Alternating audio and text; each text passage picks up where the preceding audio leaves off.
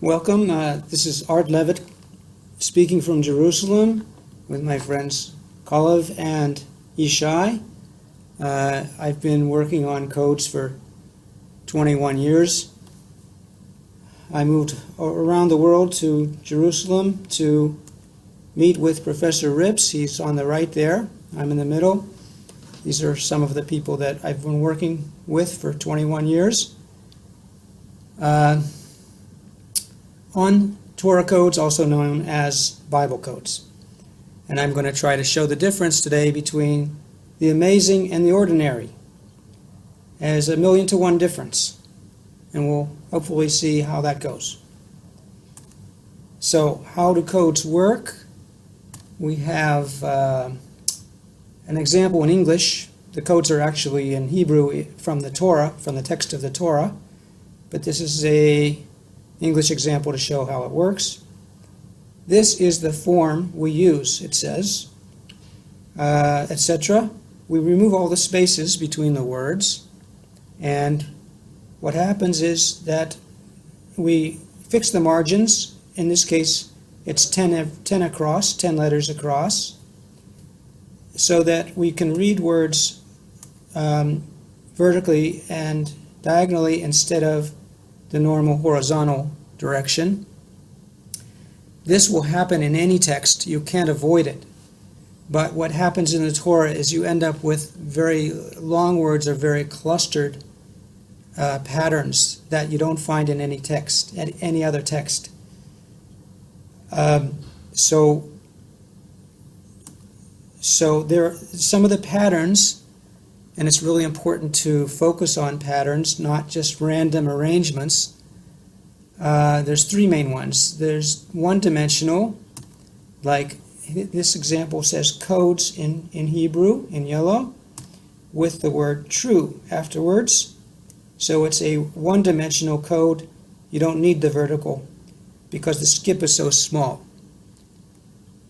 The second pattern is called extensions. And we see that in this example, the code of God, yellow and red, also true. So the extended word, after finding the code of God, we notice the extension says true. So that's a very important pattern. And the third pattern is clustering, which we will see quite a bit. Here, three names of God are in a very close cluster vertically. They all have the same skip, so they're all parallel. Now, why do I focus so much on patterns? Because the more rare something is, the more amazing it is. We all know that from life, but when you're looking at codes in the Torah, you have to get used to what is happening a lot versus what is happening maybe only one time in the whole text. There's 300,000 letters in the Torah, so any text that size, you will find what looks like amazing coincidences, but only if you know how rare something is will you be able to measure it. So let's see what goes. So let's say. Let's look at the difference between an ordinary and an amazing prediction. Prediction one is you will see a taxi in New York. And lo and behold, I go to New York and I cross the street and I see 4 or 5 taxis. So not only one taxi, but I'm seeing them left and right. Whoever gave me this prediction, he's a genius. But not really, because we know that you can't avoid taxis in New York. So this is the night and day difference that we're talking about for real codes versus non-codes or trivial codes that are unfortunately out there much more often than I'd like to see on the web or and even in books. So here's an example of what you'll find on the web, which is basically a whole bunch of taxis, because these things have no pattern to them, and you can't avoid taxis. They're all over the place. They happen to be, related words, but it's easy to find in such a large matrix. so many related words. And the person who did this threw in his own agenda, political agenda, with the word on the lower left, no pun intended. But I try to stay away from this randomness, and I try to focus on this kind of prediction, where I call it life-repeating dreams or life-repeating art. So there's a Twilight Zone episode from 50 years ago that I like to refer to. This is a nurse who works in a morgue, and a poor woman is having a dream that she's walking towards the morgue. And the nurse opens the door and says, "There's room for one more, honey." So it's kind of a scary dream. You take notice of this dream. You don't have a dream like this every day. So that's part of the formula. It has to be something that really stands out the first time, and then it repeats in an amazing way. A week later, this woman gets on a flight on a small airplane, or starts to get on the flight, and the stewardess, who looks just like the woman in the dream, opens the door and says, "There's room for one more, honey." So she pretty much takes off and saves her life, because the plane did crash after that. So this message, it's the same words repeating in a very interesting way. And that's what we look for in codes. For example, Spaceship Columbia. This is the best meeting of those two words, spaceship with Columbia. We'll see, so connected to that is the word "they will mourn" in Hebrew. Now, a lot of people look at this and they say it looks like a spaceship with a missing wing. So we're interested in this wing right here. Exactly these 5 letters. There could be actually thousands of ways of putting 5 letters on this table that we're looking at. Literally thousands of places to put them. But we're interested, before we even look, in these specific 5 letters.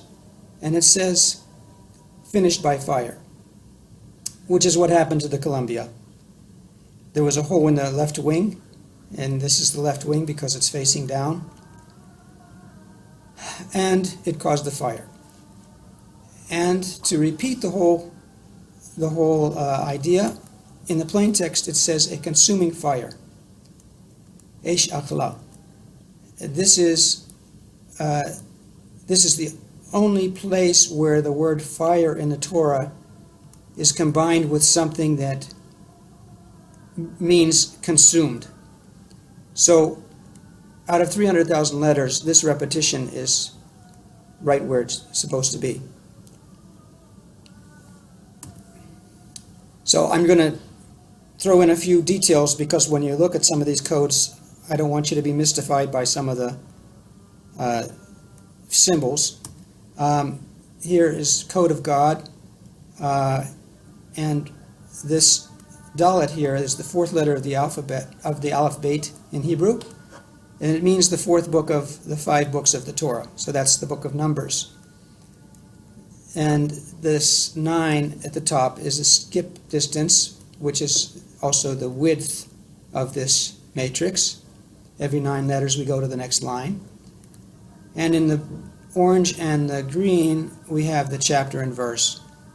If you learn what the letters correspond to, this is chapter 24, verse 17. Finally, we give credit on many of the codes to the people who found them. This is Eliyahu Bloom, a colleague of ours. But basically, the code on the left is what we're looking at. But if you're interested in the details, there they are.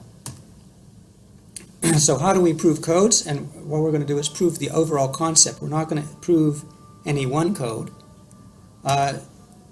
Let's look at specific examples. Codes about codes. Code of God has a continuation of the word signs, which is used in Isaiah 41:23 and other places in Isaiah. It can also mean letters.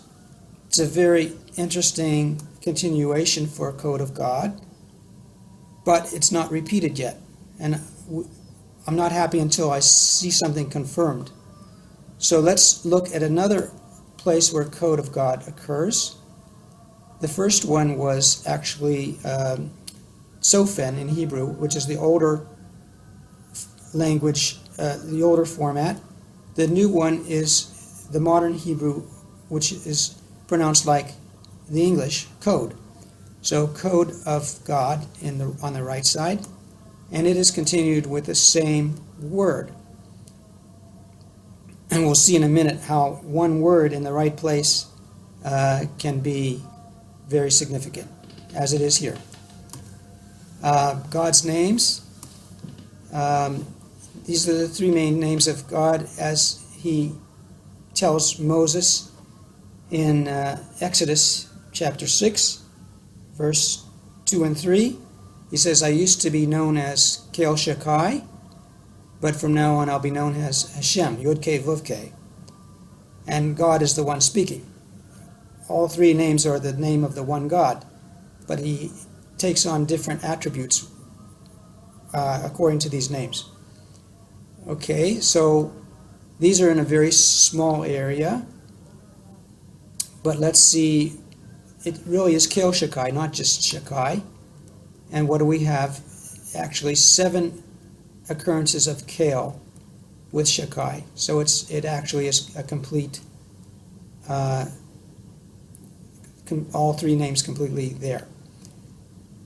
Now, let's change the color for a second because we're going to focus on the red and the blue, the two main names of Hashem, Hashem and God. We're going to see if they repeat somewhere else. And the best place to look for them is in a long line because there's only one in the whole Torah in such a long line. By the way, if you notice the reishes there in red, they're really haze, but we don't want people to print this out and throw it away because that's not respectful to Hashem's names. So they're printed here as reishes, but they're really haze. So it is, again, Hashem, God. And it's the only place in Torah where they occur in one long string. And we have Kel Shakai occurring in a phenomenally repeating pattern. Shakai appearing on the right 4 times. Kel appearing on the left 11 times. So this is, it's hard to overemphasize how unique this is because if you look through the entire 300,000 letters, you won't find such a repetition of Kel Shakai with this skip. Only here, next to the only occurrence of Hashem, God. So this is what we're talking about, unique occurrences. You know, even though the Torah has 300,000 letters, we're talking about unique occurrences of things occurring right together. Okay, so now, more repetition on top of the repetition. This says the name Hashem Hakel in light blue. Now what we typically do is we find this somewhere else in Torah, and here it is in a different place with the skip of 103. And what would be surprising for us is to find the red and the blue again, Hashem and God. And in fact, here is God, and there is Hashem. And it's in the ideal location right next to, extending from what we originally found. So you don't need rocket science or higher math to be able to estimate how amazing this is. The Aleph here for God's name is about 1 out of 10, because if you randomly look at letters, 1 out of 10 will be an Aleph. The Lamed is another 1 out of 10, very roughly. So you've got 5 letters here that are 1 out of 10. So that's 10 to the 5th power, 10 times 10 times 10 times 10 times 10 is 1 in 100,000 chance that that word would be right there. And we have a right to measure that because that's what we expected in it before we even looked. There's an extra bonus for this word appearing here. and every one of these codes is at least 1 in 1,000. Most of them are a few orders of magnitude even more unlikely. Here is another one with the simplest form of I am Hashem vertically with skip of only 16. And what do we have right on top there is your God. Again, it's about 1 out of 100,000 because there's 5 letters, each 10, 1 in 10. And this is the most common continuation in the plain text. When it says I am Hashem, it almost always says your God right afterwards. So, I don't know how to give this over so that you know how amazing it is. After 20 years of looking, I understand immediately how amazing it is, but my challenge is to show it to others. Amazing. I'm curious about the space, like 103 space in between. Right. Is that also have Gematria and Kabbalah to it? This 103 is probably has a lot of meaning. We're only scratching the surface. We don't know a lot of what we're seeing. Sometimes we do see some really interesting things with the numbers. So yeah, I'm sure. There's actually a whole thing with Fibonacci numbers that I can show you sometime, which is also phenomenal. With the name Yud-Kei Vov-Kei appearing with skip 5 and 8 and 13 and 21 and 34 and 55, all in the beginning of Leviticus, which is, the Fibonacci series. Mm-hmm. So that's a definite signal as well. It's encoded within nature as well. Exactly. Galaxies, weather patterns. Mm-hmm. I really wanted to include that, but it's too much. So if you heard it, good. Okay. Let's look at some things related to Messiah, also called Mashiach in Hebrew. Here's the smallest skip of the Messiah, HaMashiach, skip of 5. Continued with the word joy, going in the other direction, but extending from it. And the word rejoice overlapping, simchi. So let's look for it somewhere else, which is our standard procedure. And by the way, we look for it somewhere else because we're trying to confirm. For years, we were trying to tell people who were skeptical, yeah, we were really looking for this. We promise you, we were really looking for it, and we found it. Because a priori is what that's called. You look for it before you see it, you look for it. And it's an extremely important concept. But we couldn't prove it to people. Well, what happens is the codes are proving it for us because the codes themselves repeat. So the first time it occurs, it announces the second time. And here it is the second time. It's a priori the second time. Here it is joy and Mashiach appearing in a column, and the word simchi, rejoice. And there's only a few more interesting places where that word rejoice could be.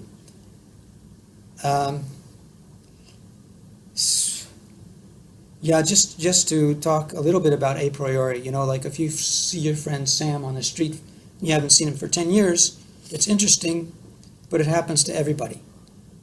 Mm-hmm. But if you say that morning, I'm going to see Sam today, that's an a priori announcement. And then you see him, you've narrowed it down from 1,000 old friends to one old friend. You've narrowed it down from 1,000 days to 1 day. So it's 1,000,000 to 1, 1,000 times 1,000. More interesting than if you just saw Sam without saying it first. That's why repetition is so important in all of this, because the repetition establishes the a priori. Okay. So here's another example of joy in Messiah somewhere else with a very small cluster.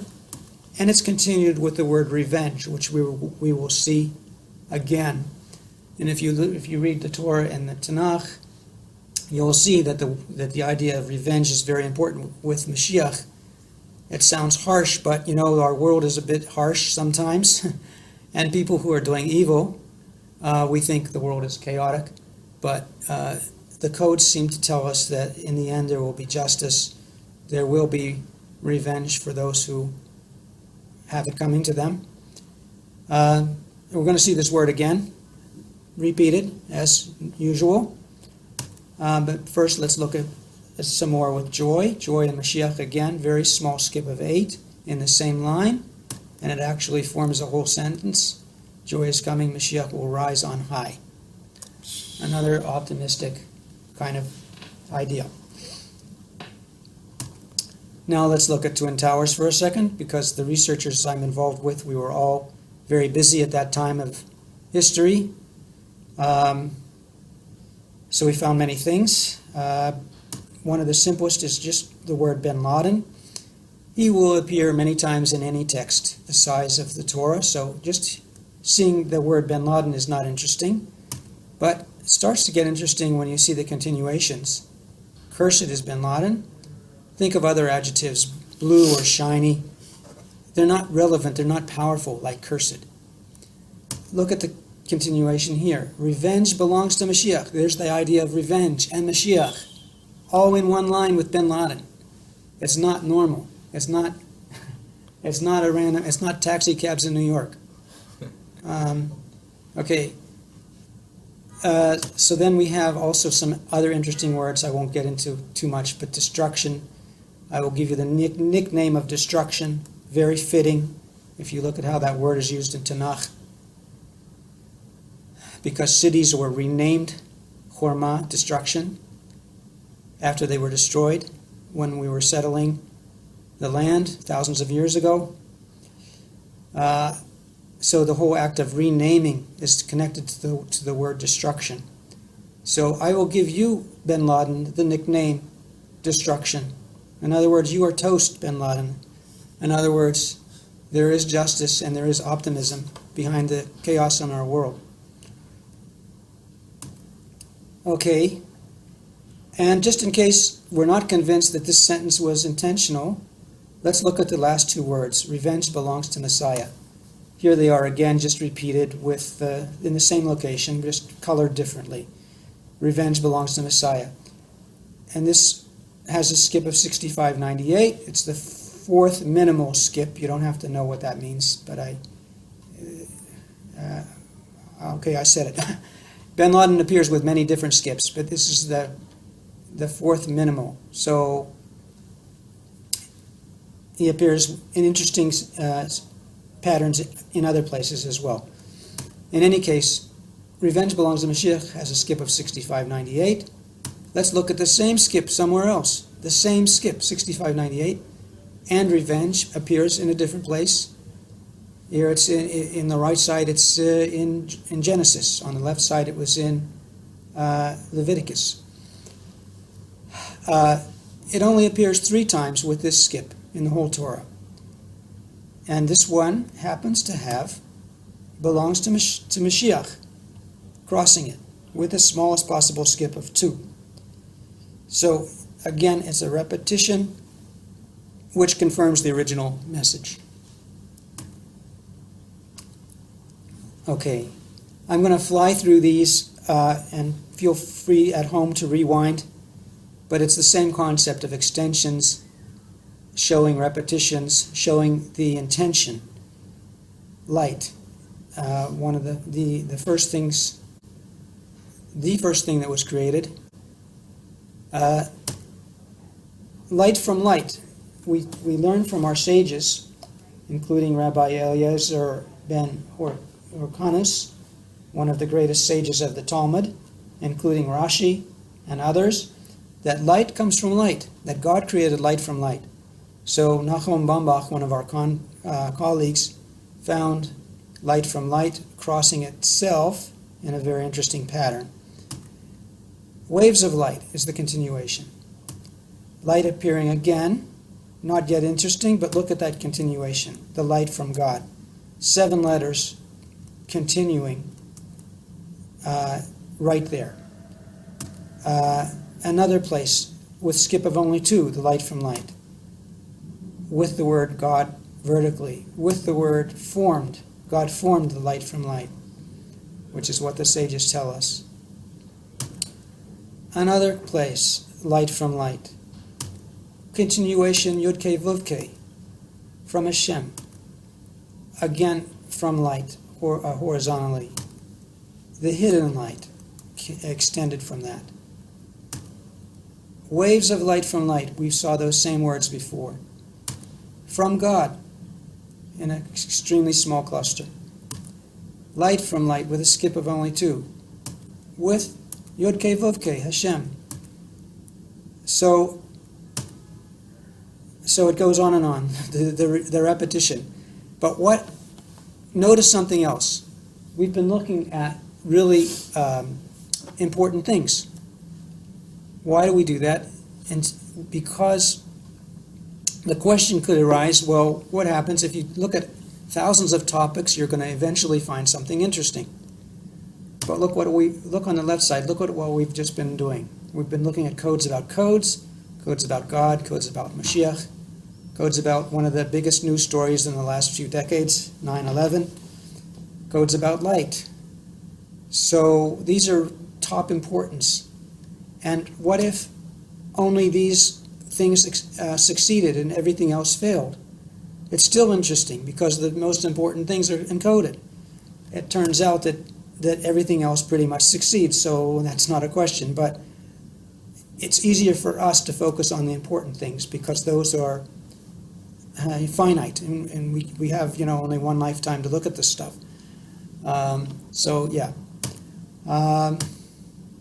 What does it all mean? I take 2 simple meanings from it all.